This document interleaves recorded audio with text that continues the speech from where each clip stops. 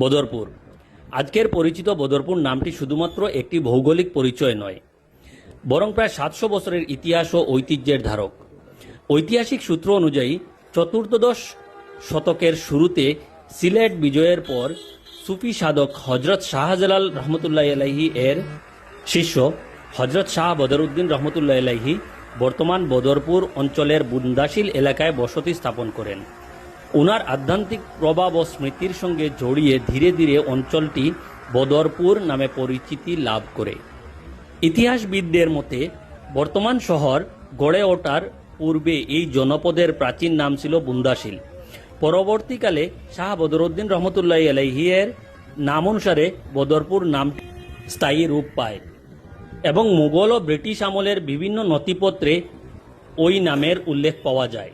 এমনকি 1824 সালের ঐতিহাসিক বদরপুর চুক্তিতেও এই নাম ব্যবহৃত হয়েছে। বদরপুর শুধু ধর্মীয় বা ঐতিহাসিক কারণে গুরুত্বপূর্ণ নয়, এটি দীর্ঘদিন ধরে বরাক উপত্যকার প্রবেশদ্বার, gateway to the Barak valley হিসাবে পরিচিত। রেলপথ, বাণিজ্য এবং প্রশাসনিক দিক শহরটির বিশেষ গুরুত্ব রয়েছে।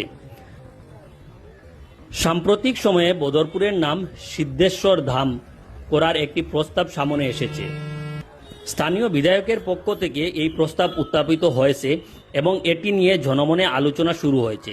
তবে এখনো পর্যন্ত আসাম সরকার বদরপুর শহরের সরকারি নাম পরিবর্তনের বিষয়ে কোনো চূড়ান্ত সিদ্ধান্ত ঘোষণা করেনি।